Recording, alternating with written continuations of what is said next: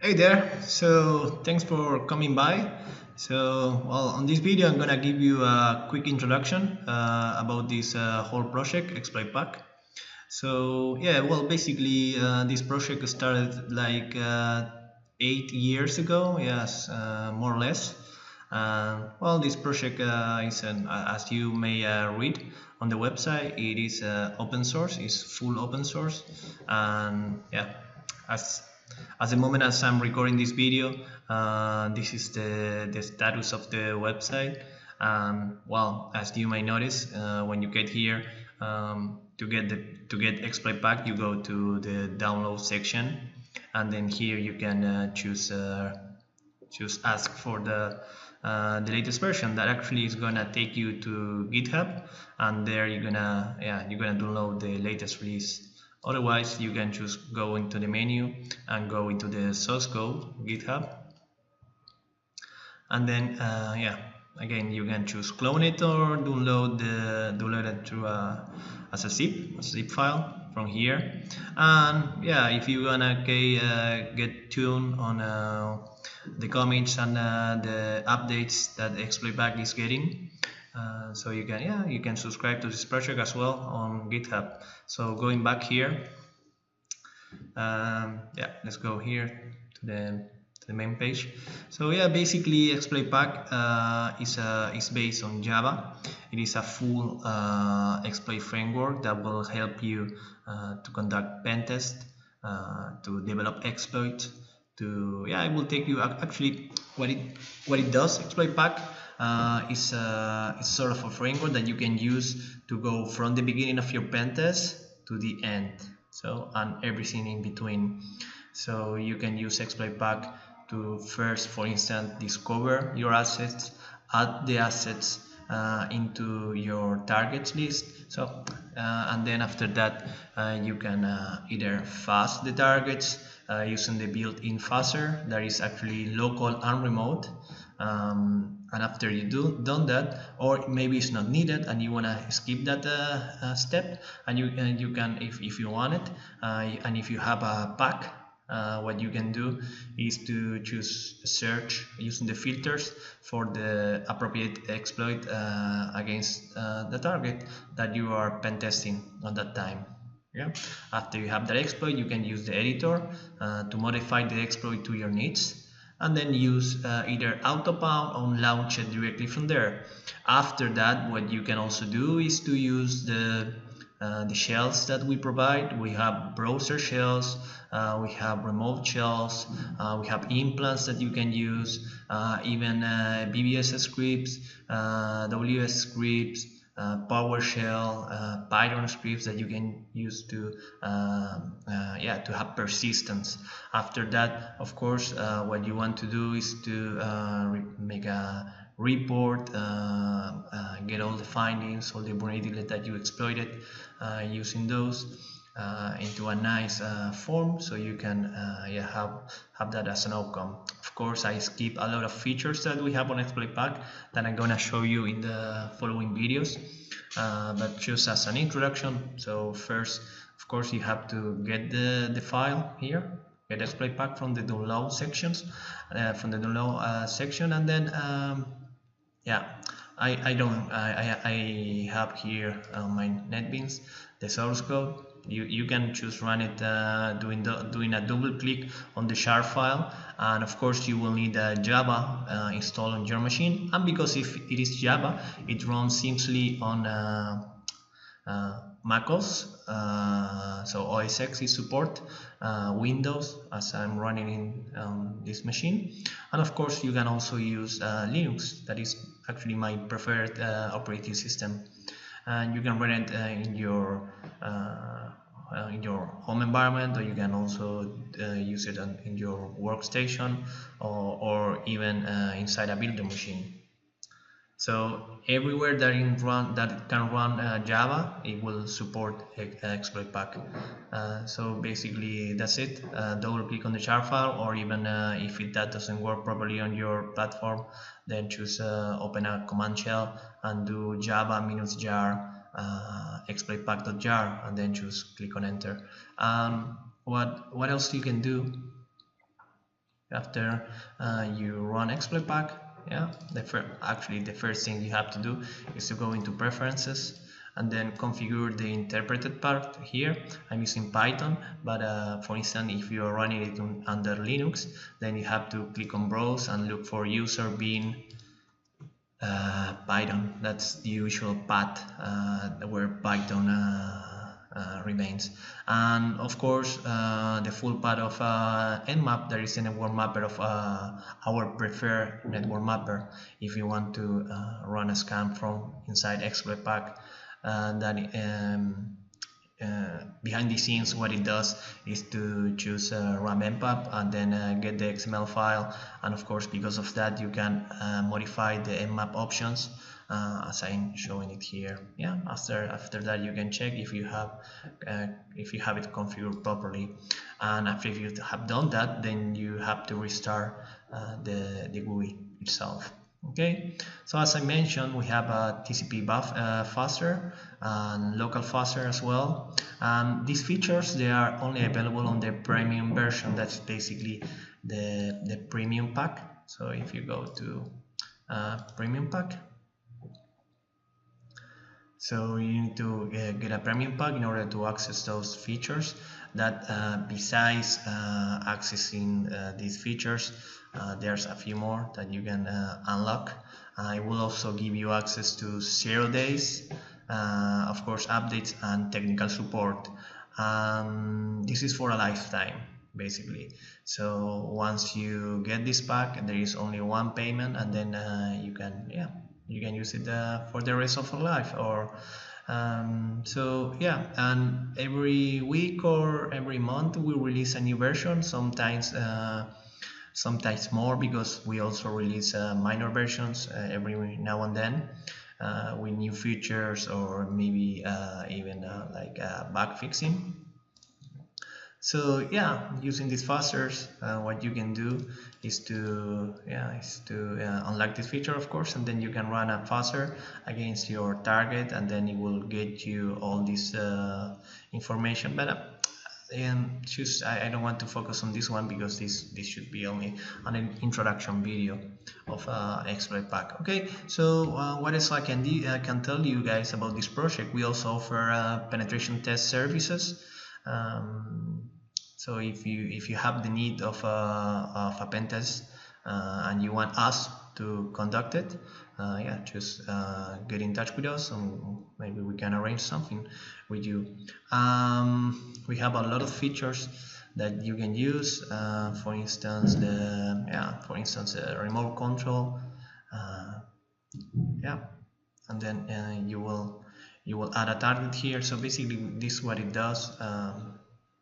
Is to add this one on this JavaScript agent that actually I wrote, and and then you get a shell connected directly to here. And in order to work, you need to use you need to modify the external IP, and so in order to do that, then you have to go to AsianScript and then choose modify this as it says here on the command exploit pack servers, and you have to change the local host to the IP that you want to use. Okay, that's one of the features. We have the exploit wizard, we have the autopound, we have reverse shells. What else? You have the X editor. Yeah, when you are making an exploit and then you wanna look at the binary itself, when you wanna do a diff, yeah, you can do it here. The editor itself, and when you choose an exploit, for instance, if you are adding something here, then you can choose type shell and then control tab, and then it will autocomplete, or you can choose from here, or then you can do 4, and then it will also autocomplete using alt tab. Yeah, it will give you the options itself. And so basically how it works is you have the exploit, that it could be a Python code, it could be Perl, it could be any scripting language that you choose. Of course, you need to have the interpreted properly configured under preferences, so exploit pack will know where to run it from. Or you can set up the environment variable on the top of your script. of your exploit, and then exploit pipe will try to run it from there. Yeah, and so that's what it means, is that you can develop your exploit in your preferred scripting language, and then exploit pipe will automatically choose the one that suits best to that particular exploit. And so there is no need to learn anything about a particular interpreted language in order to use exploit pack fully. Yeah, and how to add an exploit to exploit pack, then you can choose, click on, as I did, add module, and then choose, following this wizard, then you can type the module description that it will go there, module name, so here, author, yourself, the service affected, if there is a CVE on it, the port affected, the platform that is target, and the exploit type, and then you will have it here. Of course, after doing that, you have to go to modules and refresh modules, or choose close exploit pack and open it again. Yeah, as you can see, I have 37,000 exploits already configured and installed on exploit pack, and I also have my the 0 days that I developed myself. And in order to access 0 days or this amount of exploits, you need to acquire a professional pack or a premium pack. Yeah, so the community edition will come with around 400 exploits. And so what it means that if you have the need of having this amount of exploits, then you can choose order a pack, and then you will be able. Otherwise, you can do it by yourself, go to add module and add one by one the exploits that you develop using exploit pack as a exploit editor, or choose get it from the internet and add it to your framework. So after you have all your exploits there, you can choose to use the module search here, and then let's type FTP, and then it will look into all those modules, of course, reading and parsing all the XML files, and then you will have the list here of your exploits. Yeah, and then you can choose go through them, and then choose the more appropriate for your target. Yeah, so I choose type it FTP, and it's showing me all these ones. Or you can choose filter by reference, by recent, com modules, or show modules, and you can add also your custom filters there. Yeah. Under targets, when you conduct a scan, if you go here, mmap scanner, and then you choose the mmap scanner, of course you previously have to have the under preference the network mapper mmap configured properly. Then you can choose click on execute auxiliary module. New auxiliary deployed. And as it says, new auxiliary deployed, the lady saying that. Again, choose wait a few seconds, and then under here on the right side of the screen, module status, it will show you the status of the running process. And then when it's done, what it's gonna do is to add the target into your targets tab here. Yeah, when it's done. And well, I have 3 examples here, and then if I have any port opens, they will show it here, yeah, on my local host. And still running anyway. So yeah, what else do we have? We have a decoder, so it's also available on the under the premium version of it. So basically the encoder decoder is really useful when you are doing CTF. I actually use it a lot. So when you have a CTF and you have something encoded in this encodes, so for instance up to 122 with base 64, tip 5, hash, Tigo, or any of this. So you type here, or you can type hello, that's in Spanish. Hello, or hello world, or any passphrase or phrase or word, and then choose type encode or type decode, and as it says, of course, it will encode it or decode it in at the same time in all those encodings and on those supports encoded decoders. Yeah, so it's really useful when you have something encoded in an encode and you don't know what it is, so you best pass it there and it will try to decode it using all this. Yeah. Then you have shellcodes, repeaters, and of course the local fuzzer and the TCP fuzzer. The local fuzzer is really useful when you are conducting a pen test and then you have a binary It could be a P, porter executable, or it could be a ELF, could be anything. And then basically what it's gonna do is you will load the binary, or it could be a list of binaries. Yeah, the list of binaries has to be in a plain text file, one line per each, and then it should contain the full path. And then choose the arguments that you wanna run. For instance, no arguments. The character that you wanna use, it could be A's, it could be B, or it could be random. You can use a D Brown sequence, use lowercase, uppercase, or even use all. And then after you choose that, it will choose add those arguments. Yeah, this is finished.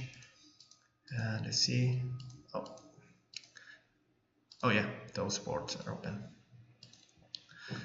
Okay, so as I was saying, yeah, it should show me that it's trying to add a target to the target list. Okay, I was talking about the fuzzer. So basically what it's gonna do is to choose, yeah, now it's informing me that he found all these ports open that are those are the ports that are open on my machine, my local host. Okay, so as I said, yeah, it's gonna look into that binary and also log if it found any seg fault. So basically, if there is a trigger of a seg fault, it means that the execution was stopped because of that signal, and then it will tell you on that it got a signal. Yeah, this is a Python script that I wrote. You can use it beside Exploitation. I'll choose going apart of it. Every module, every exploit that is available on Exploitation, it could be run as a standalone, because during my pen test, or my experience, sometimes you cannot, you need to do that. Yeah, just grab the exploit, grab the module, and take it take it by yourself and put it in the target itself, and then run it as a standalone. Okay, so the binary, going back to the fuzzer, sorry, what it's gonna do is to, it's gonna look into the binary, send the Brown sequence, lowercase, uppercase, for random amounts. Yeah, it's an exponential calculation, and then what it's gonna do is to trigger that seg fault, and if I detect the signal, then it will tell you, okay, I found I found that this particular binary locally seg faulted using 9,000 lowercase or a D Brown sequence, and then you can choose replay that yourself. The TCP fuzzer, what it's gonna do is to, you can use it as a client, as a server. This is TCP because it's remote, of course. So then you choose the host name, the port that is working on the other side, and then you can use it as a client, meaning that it's gonna it's gonna open a socket against that one, and then it's gonna send again a fuzzing mechanism, and then it's gonna run, and I don't know, A's or random, and then what it's gonna do is to run in behind the scenes. It's gonna use Scapy to create the randomness. So this could also act as a server, so meaning that if you have a service that you wanna fuzz, and then it's gonna connect back to that one, and then from the service, for instance, you have a service that needs to connect to a client, and then you have to be the server on that scenario, and then it's gonna connect back, and then you're gonna reply with a custom payload or with the fuzzer itself. If you look into the fuzzer, for instance, you can modify it to actually reply with some sequences. For instance, if you are fuzzing a FTP client, or you want to act as a server or as a client, you can modify it to send a sequence of commands. For instance, log into that user and then do this and do that, and then act as a proper fuzzer after running that that sequence. Actually this works really good. As a matter of fact, if we go to my exploits, I found this one on asterisk, some other more. I think the JAD, yeah, the SHAD, I also found it like that. And as you can see on this exploit cell, I also created a ROP chain. And using exploit pack, you can also create ROP chains using ROP gadget and implement ROP gadgets directly into your exploit. So automatically you can choose select the binary that you are creating the exploit for, and then yeah, choose create the ROP chain directly, and it's gonna be a type of execb so far it's gonna try to create execb ROP chain. Okay.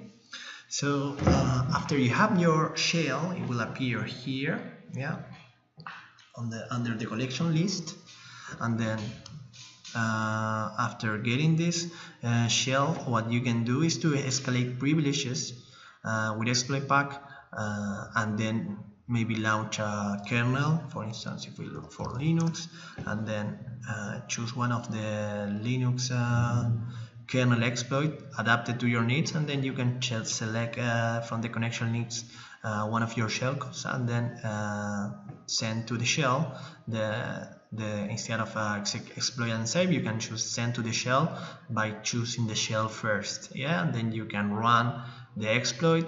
For instance, if you get access under as a simple scenario www data user, and then you want to escalate privileges to root, then you can choose the exploit and then go into send to shell running a Linux kernel exploit if that's the case.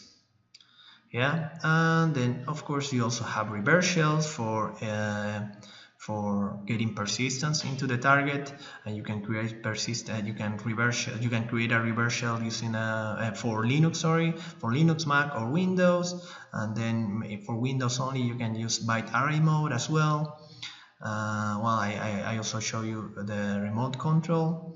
What else? The BBS wizard. I choose keep using this one because some red team scenarios we have to still use BBS attacks because most of the people still on 2018 it is crazy, but there are still companies receiving attacks using BBS scripts. So as a red team exercise, you have to still do it. Yeah, you have to replicate what attackers do. Yeah. Well, of course, register product, update manager to get all the exploits that you want, and keep them, of course, up to date. Here we have the console. On the console itself, you can use the console if you prefer to use a terminal to look around exploit pack. Under tools, we have the Autopump. If you want to create a listener, if you have already something running there and you need to run a listener, you can create a listener here and choose the port that you want to listen to. Yeah, there is a lot to discover on this tool. What you can do if you want to know more, of course you can feel free to always ask me, or you can refer to the online manual. I'll also refer to the series of videos that I'm recording here for your help. Yeah, so I think that's it, guys. So if you have any question, feel free to contact me. There are two ways of reach me. So you can reach me at Sacco with a WC at exploitpath.com, or you can go to support and then choose create a ticket. I will try to reply as soon as possible. So guys, thanks for watching this video, and I hope you enjoy it. And yeah, see you on the next one. Thanks. Bye.